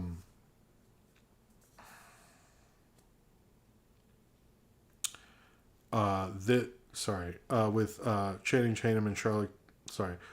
Tatum and Charlotte Johansson. This is about them sort of faking the moon landing, and why give these people more food for the fire? It doesn't look that interesting. It looks kind of dumb, and they're like, haha, I should have gotten Stanley Kubrick because he directed the moon landing. And the reason Stanley Kubrick was supposedly killed in his sleep have changed. Like, it used to be 2001, and now it's suddenly like Eyes Wide Shut showed American Secret Society. Like, okay, like, I don't know. When is the army going to be the cause? Because of Full Metal Jacket. I'm curious. We also got Young Woman in the Sea, which is a trailer we actually got an original movie from Disney. Daisy Ridley looks fine. Oh man, I will say, so in the Disney Cinemacon presentation, this is funny. They had Star Wars, Marvel, Pixar, Disney Animation, and then like for Fox Searchlight, they had Emma Stone from Poor Things in this lineup of characters. Totally fucking bizarre. How they're like marketing like their Fox Searchlight and Hulu stuff with their Disney stuff. Like, it's commendable that they're like, hey, we have all this different stuff, but at the same time, it's like this stuff is like feels very odd together. But I do like that they're doing it, but I'm a little like, whoa, this is I don't expect to see Woody next to Poor Things from Emma Stone's Poor Things character. Just odd. As well as we got a Maxine trailer. I will review Pearl right before this comes out. I was always kind of embarrassed I've reviewed X, but I'm like very slow to this franchise. But Maxine looks cool. It's sort of, I think, based on the Night Stalker, but also a fun 80s slasher film.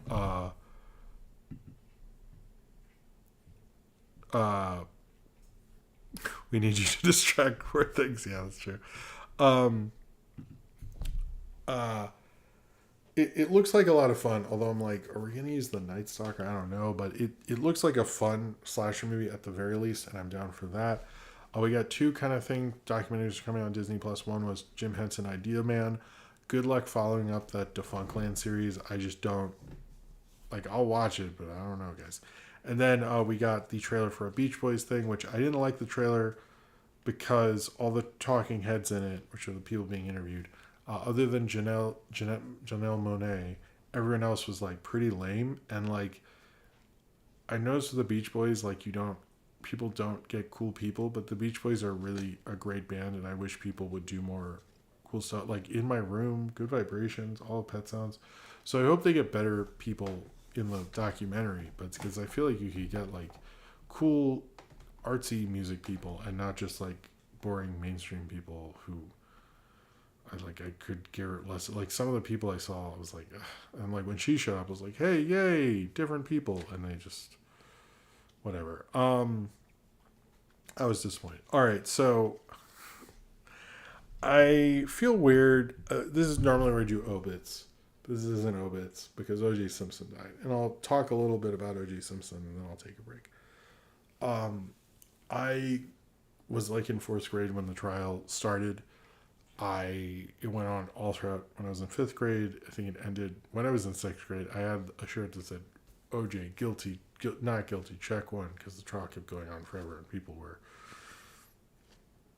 fucking sick of it. And I remember like being able to listen to my class and like I did not fully understand what had just happened because everyone was like upset, and I remember going like, wait, what?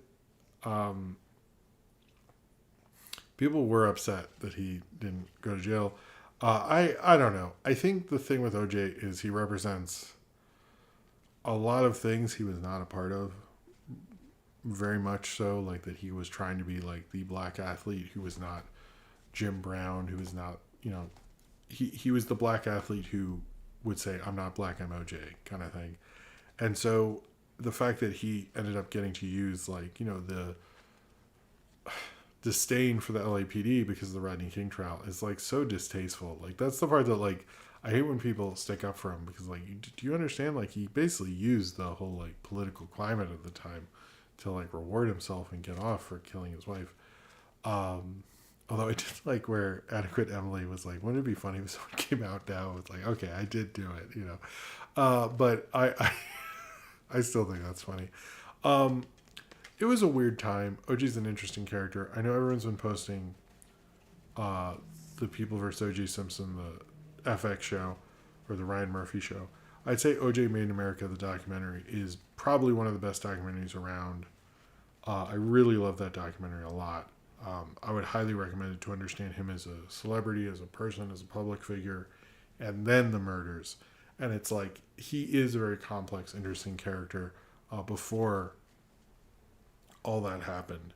And I think if you really watch that documentary, you'll learn a lot about him and like what he represented and all that stuff. I do notice anyone who knew him all throughout his fame and then the OJ trial and everything, I didn't really want to watch it. But for those who haven't experienced it, I highly recommend it. I think it's a great documentary. I believe it won the Oscar for Best Documentary and an Emmy and all this stuff. But I don't know where it is now. I think it was an ESPN thing, but it's really, really good. Really the best thing to watch about O.J. Simpson. I don't necessarily... one of the few times I've seen a celebrity die of cancer and no one goes, we didn't even know he had cancer. Like, nobody cared. And I'm sure, yes, Norm Macdonald would be having a field day. It was a weird day to be like, wow, OJ's dead, huh? Okay. All right, then.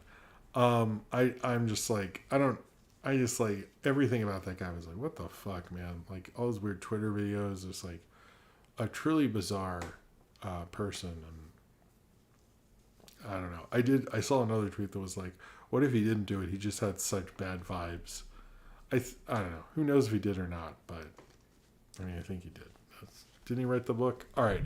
I'm going to take a break. We're going to review Day Job, episodes 1 through 3. Thank you for the suggestion, Cornbread. Let's see. If anyone wants to do a super chat, I guess we haven't done a ton of those tonight. That would be appreciated. But I'm going to take a break. I'm going to put up Ace of the Wind Riders. Which one is it? Sorry, Ace of the Wind Riders picture. You can watch the little things change as I go to the bathroom, and then we will do day job, and then we'll do questions, and that's about it. All right, I will see you all shortly. Thank you all for being here, and I'll be right back. And yeah, all right, cool.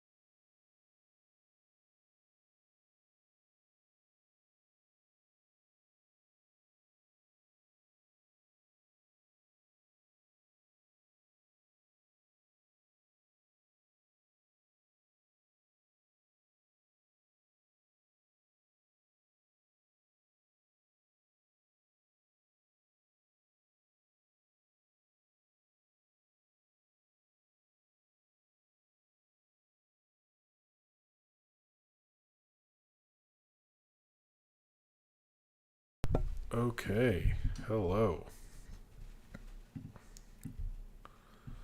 How's it? This is a cool thing. Should list them all off at some point. Hello.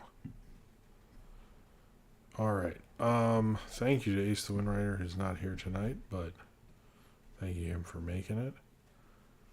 Okay, so I'm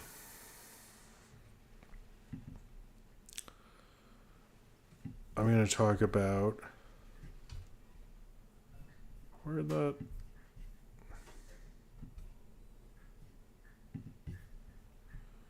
You're here. Where do we go? Oh God. Okay. I'm going to talk about Day Job. Hold on.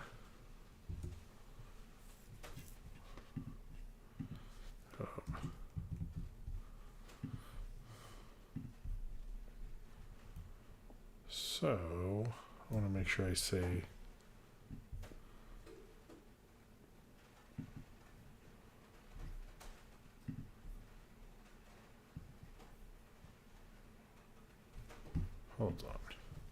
Hold on. Day Job.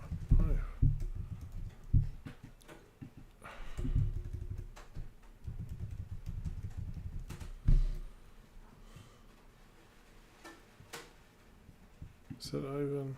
Anyway, sorry.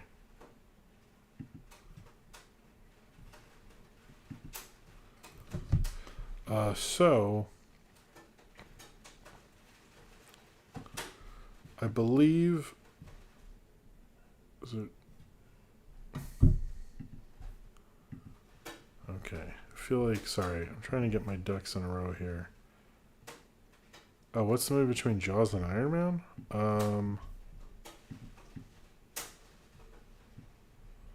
I don't want to see. Here, let's switch it over. I want to see. So we have Jaws, Iron Man, Jaws. What is that? I think we... Is that... Oh, what is that? Is that like... I think that's Arrival? What is that? Hold on. I'm trying to get close to see. No, wait, that's not Arrival. There's like two people. Is it? I have no clue. I'll have to ask Ace to clarify. Maybe he knows. Hello, Cineram. I didn't see you here earlier. Oh, Vader, Luke, and Lamb. Okay. All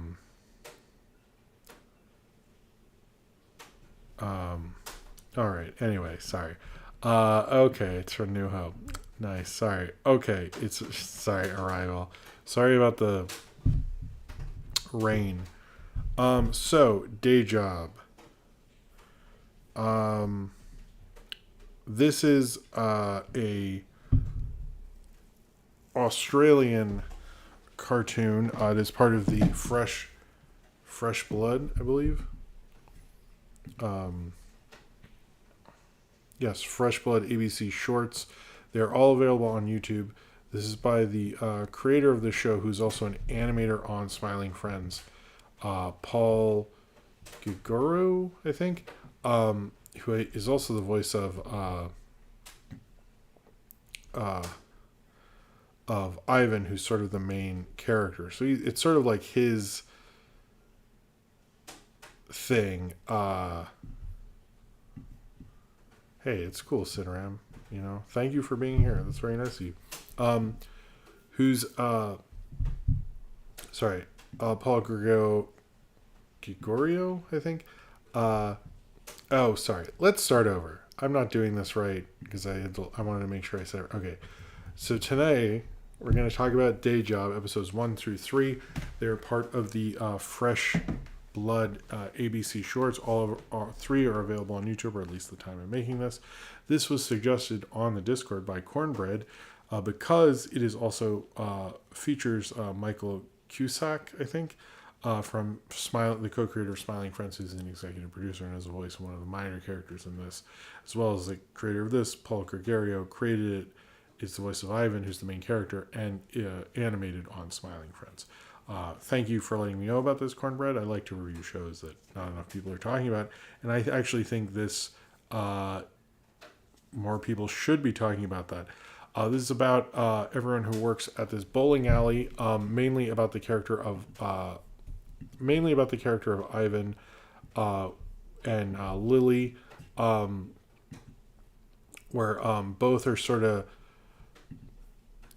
kind of stuck in a bad day job of working at a bowling alley and not sure where they're going in their lives and kind of being depressed about it. Ivan can't even find a place to live. You probably saw some of those clips on Twitter, like the clip of him trying to find a place to live, having a hard time with that. He actually ends up living in the staff room of the bowling alley, knowing he wanted to go in film school, and then he's just stuck in a day job he never wanted to be. I have no clue what that's like. But I think much like when I recently reviewed the show I Hate People, People Hate Me, I think this is a very good show about being post-college, being a young person in your 20s. But I also think, but also that it's very real. It's very real about, like, you're just kind of hanging out. You don't know where you're going. You don't have enough money to do really anything. And you're just stuck in this, like, shitty job. And you have a boss who's much older than you that you're sort of friends with, and you're kind of trying to make the most of it. I think Ivan's very much stuck in this job. I was at the time stuck in jobs and stuff, and you're just like kind of hanging out and imagining all the stuff that before when you're in college felt like a possibility. It still sort of does, but you're kind of like losing hope and faith in yourself, which she does, which Lily also does, as she's in college and she doesn't know where she's going. Sort of the aimlessness of the 20s, much like how Clerks did, much like how The Young Ones did, much like how everything of this kind of like post college 20s shows does. And I think it does it very well.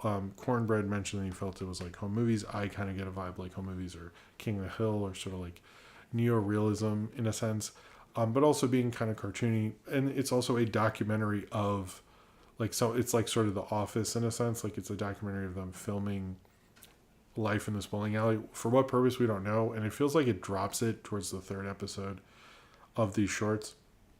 But I really like the kind of vibe of this. And I kind of like shows talking about, like, kind of the looseness of what happens in your 20s and how lost you can possibly be. I like everything with the boss Rico, and how, like, you see, like, how adult life is complicated and you can work really hard and it can work out and it can't work out, as well as, like, seeing, like, where are you going to go from here, what's going to happen. Like, I could see 20-30 episodes of this easily. I think it's, like, really good at understanding the characters, understood the place they are. Like, the thing of, like, him trying to find a place to live feels really hard.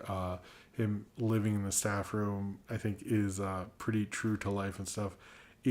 I found it to be a fairly relatable thing from 20 years ago to me at this point. But it just has that aimless vibe to it, but in a way that doesn't feel like it's kind of like lost in its aimlessness like you'd expect like an indie film to do. It, like, understands the point of each episode and, like, really centers it so it both feels aimless but feels purposeful.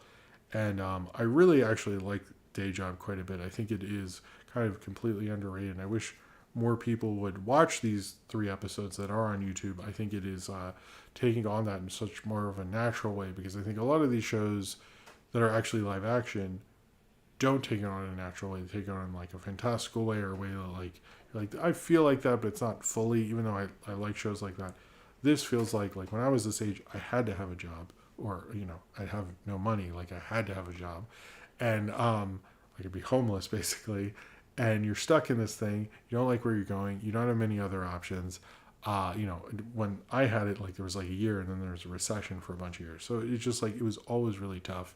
And it reminds me of, like, that malaise of the whole thing, how, like, everything, you're kind of stuck in this chill job and it feels trapping, but there's sort of a family there and you're not really sure where you're going to go from it. And I think that captured it really well while also being a fairly functional, good sitcom. It's not as maybe as crazy and weird as Smiling Friends or anything like that. It is a different show. It's a different creative outlet. But I do think it is a really cool, relatable show, and I think could have far more potential if given the chance to do it. I would recommend and say you should really check out Day Job. I think it is probably one of the more undervalued cartoons that I've seen clips go viral from. I hope people check these out. I will have the links in the description of this, well, of course, when it's a separate video. And I think it is actually a legitimately really cool and interesting show, and kind of like one of those undiscovered cartoons that we really should be checking out. All right. Okay, thank you, Corporate. Well, thank you for telling me about it. I did really like it, and I thought, we're talking about a lot of Australian stuff tonight. Let's do it. All right. So I'm going to do the Patreon questions, and then we'll do questions, and we're going to end at 12:30. No problem, man. No problem. I'm going to do questions below. By the way, the new YouTube layout, like, what the fuck?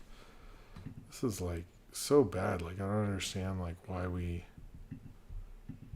went to this. You know what I mean? It's, like, such a bad thing. I really hate it. All right, here are the 3 Patreon questions. First, Nathaniel Foga. Who's someone you wish can make a guest appearance in a future Smiling Friends episode? Here, let me drink some. I need some energy. I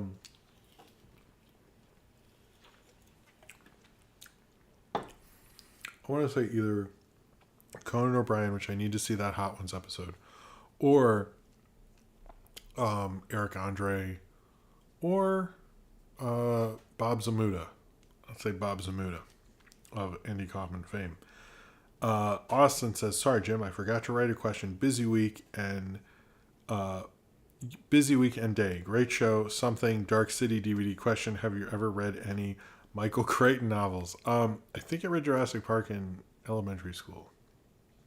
That's it. Sorry. And then finishing off with Sinram. Hey, Jim, I totally agree with Austin. What a terrific show. Speaking of the Joker sequel trailer, I have a lot of trouble with restricted trailers on YouTube. No matter how many times I watch them while signed into my account, I still have to click the yes, I do want to see this trailer button every time. Plus, while I can add restricted trailers to a playlist, YouTube won't play them without first removing and isolating the video on a non-playlist page. But here's the weird part. YouTube does this on a desktop browser, but does not do it on the smartphone YouTube app. What the hell is up with that shit? Actually, I don't expect you to know the answer. I just feel frustrated and need to rant. Thanks for being your chill self as always. I really thought I saw this big thing. I didn't read it till now, and I thought that was going to be a question, and that was amazing. All right. What the... Oh, my God. All right. Let's answer some questions. Nathaniel Fogo, what was the most exciting announcement for you at Cinemacon? That is a good question, actually.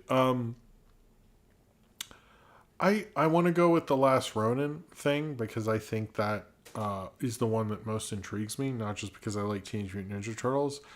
I thought that was the most intriguing one, followed by the Trey Parker Madsen. I was surprised, though, by how little some studios really brought it. We're like, we're doing this and we're doing that and this is happening. We're going to see this thing and this is happening and all this stuff. And then Disney's like, here's, you already heard about these. So like, whatever. And it just like felt like I don't know. It also feels like a weird, CinemaCon's a weird thing where like, it feels like a bunch of shit gets announced, but it's like sort of doesn't and does. It's just very weird. I don't know. Very, very weird situation, that whole thing. Cornbread, question. I forgot to ask this last week. Thoughts on the bad guy of the new Smiling Friends episode being a CEO neglecting its game series just 3 weeks after Adult Swim delisted all their games? I think that is unrelated, but I did like the CEO whole thing. Nathaniel Fogo, worst John Hughes movie.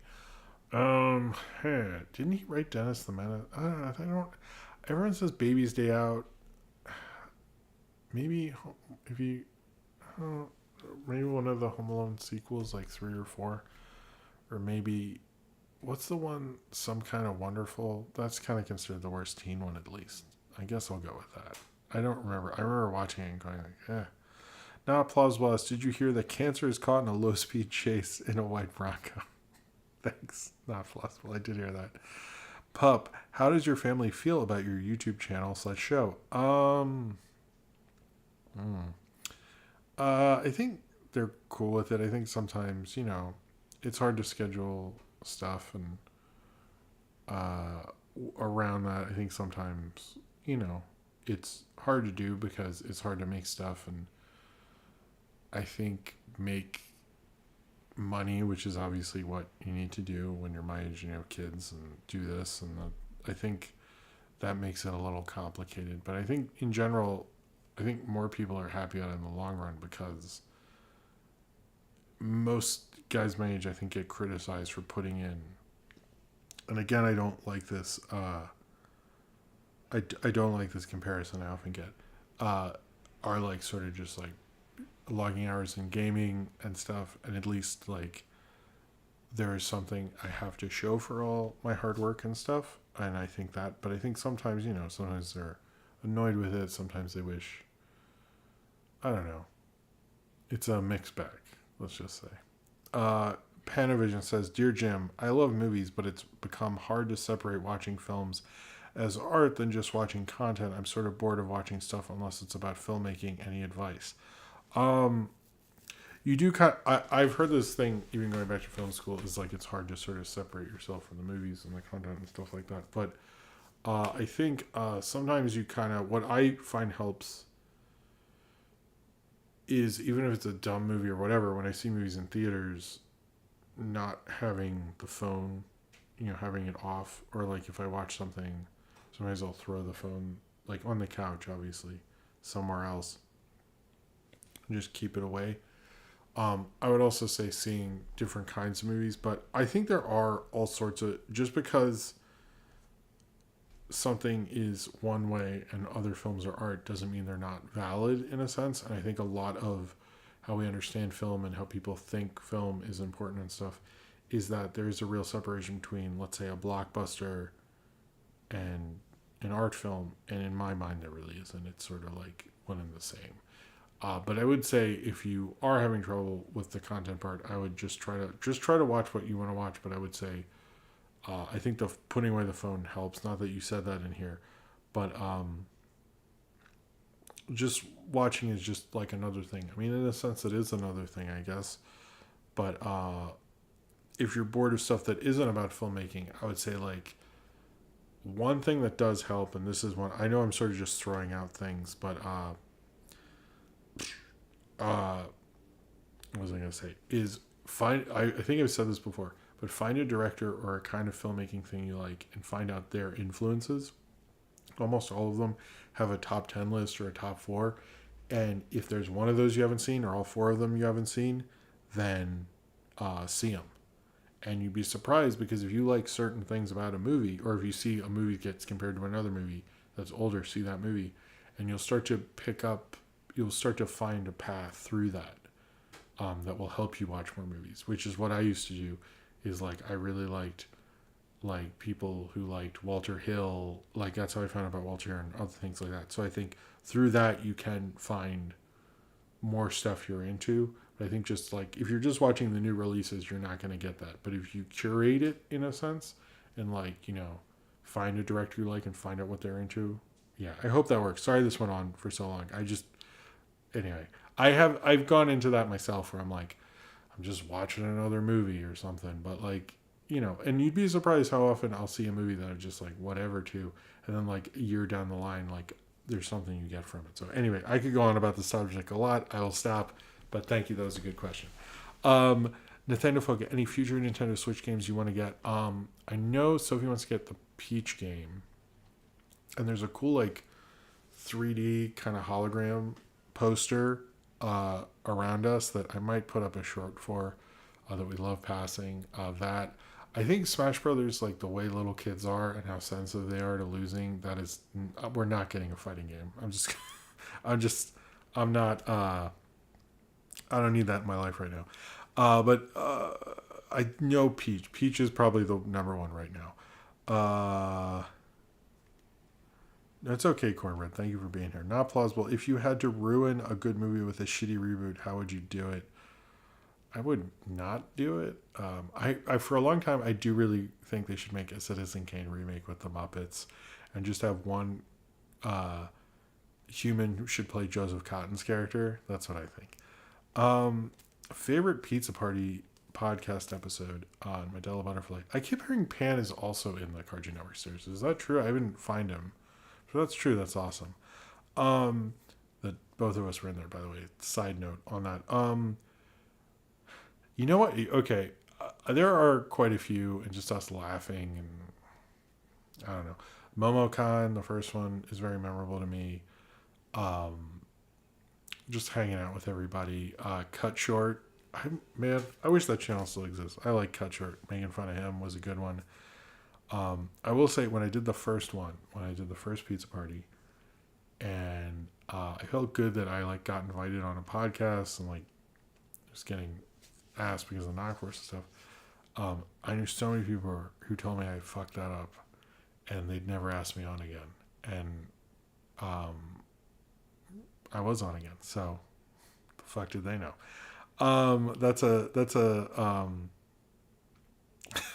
That's true, actually. I remember people were like, wow, you really like messed up the beginning of that. But I guess I didn't. Nathaniel Fogo, which film are you most excited about in May? Furiosa, Kingdom of Planet of the Apes. A little bit, The Fall Guy, a little bit, but not as much as anyone. Cornwood, given that you were such a diehard Infinity Train fan, how do you feel that for all 3 weeks where they happened, you missed all 3 Among Us casting announcements? LOL. I don't really see. I've never played that game, so I don't know what I would add to it. So some of the stuff I skip because it's like, what am I going to say? Hey, this thing happened. Like, I don't know. Sometimes I skip stuff for that. So I'm sorry I don't have anything more for that one. Not plausible. Question the economy, right? Politics, PPU, taxes, yucky, no good. Nah, but seriously, what decade is your favorite Looney Tunes? I guess like the 40s, 50s maybe. I don't know. I probably don't actually know because they just feel. I don't know when a lot of them are, but I feel like the 50s maybe. Oh, okay, Cornbread. Okay, Pan is in the stairs. Panavision. Let's do Panavision last, and then it really should be the end of this. What do you find to be the perfect short length? Asking because I'm thinking of making one, but don't know how long I should get it to stretch out. It should be, I think whatever your idea is, you should streamline it as much as possible and make it as economical, meaning you should tell all the right story beats. And then that's it, you know what I mean? But I do think it's hard because you can stretch on and stuff. I would just say the problem with shorts is shorts are not big business. Shorts are mostly done as a calling card, but I would say just get in and get out, and that's mainly what you need to do. You can't really wait on moments like you can in a feature. So just like try to do everything you need to do and just like keep and have the script be as tight as humanly possible. But I would say 5 minutes, but I don't know what the idea is. So it's like I'm speaking very broadly, but most things I'm in like 5-10 minutes or something. You don't really want to go much beyond that. But I don't know the idea, in all fairness. So I could look at a script and go, oh, well, that's 20. So I would just say, depends on the idea, but just the most economical way you can tell that information. But we'll see. Anyway, thank you all very much for being here. Thank you everyone who gave a super chat during the show. I very much appreciate it. I think tomorrow something might come out. Something's going to come out this weekend. I hope it's Ghostbusters or X-Men. I kind of hope X-Men comes out. Sorry for so many shorts this past week and X-Men shorts and stuff. It's just sort of how the cookie crumbled in terms of content stuff. But thank you all for being here. Thank you for watching. Hopefully the next one will actually be on a Wednesday. And I will see you all. I'll see you all next time. It's very... Where are we? It's very nice of all of you to be here. But yeah, thank you very much for watching. Thank you for being here. Thank you, Panavision. I hope you guys had a good night, and I will see you all next time. I will see you all next week. Have a good night, and subscribe if you would like to. Thank you all for your time and money and all that stuff. And I'll see you all next time. All right, peace.